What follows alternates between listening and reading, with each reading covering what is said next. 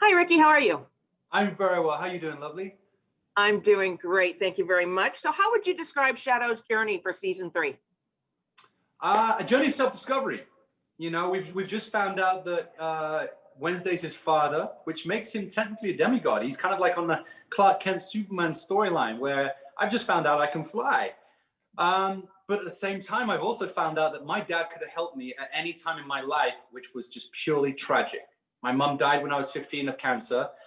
I had no one, no friends, no family. I kind of moved around the country. And then I found out that he killed my wife, Laura, who also was unfaithful. So Shadow really doesn't have anything and wants to kind of shun all of it and turns his back on everyone in season three. You know, Laura, he's kind of like, look, we'll always have that history, but you were unfaithful and you slept with Sweeney as well. And now you want to kill my father. I've just found out he's my dad, by the way. And then with Wednesday, it's like, no, I'm a petulant child now, and I don't want to speak to dad.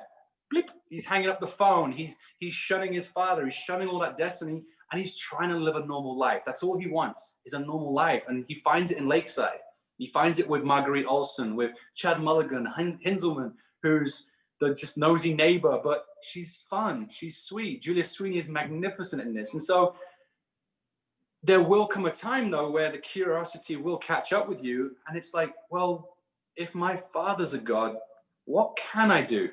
And it's when he kind of finds out who he is and what he is, it's about what kind of god he wants to be moving forward.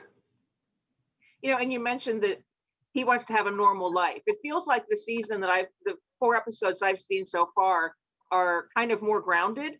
And how does your change of hairstyle, which is new to viewers from, your career in general, how does that change how you feel inside of Shadow's skin? It was an escape for me. He's hiding from the police, the FBI. You know, he's in hiding. He's trying to assimilate. And for me, we move into winter, and I think if you ask anyone in Toronto, this was our first winter shooting in Toronto. I knew how cold it was going to be because I have visited, and everyone has a beard. So for me, I had to grow out the beard as long as possible. Stars actually made me cut the beard down. It was like lumberjack. I loved it, and I was so upset. I wanted to be as messy as possible because that's how people get in the winter. They let it go because why? It's under a hat. So for me, I wanted Shadow to just wake up in the morning, kind of messed his hair, and just kind of put it in. If we went back to season 1 and 2 Shadow, where he's too clean cut, it draws too much attention, and he's trying to hide.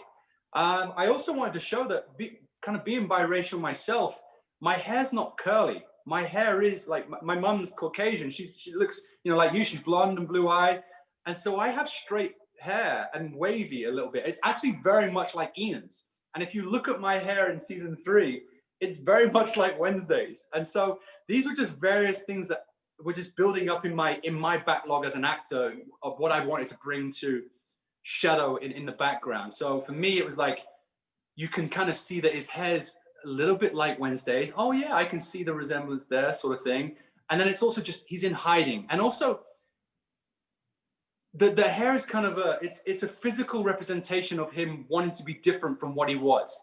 Before it was, he found out about the gods, and before he was in prison where they make you shave your head and you have to look the same as everyone else.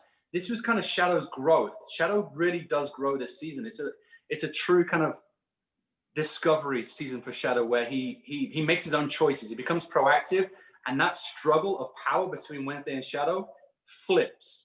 And now Shadow's in control, making his own choices, which was a lot of fun this season, working alongside Ian. Well, thank you so much for your time today, Ricky. Have a great one. You too, lovely. You stay safe. You Thank too. you, Bye-bye. Krista.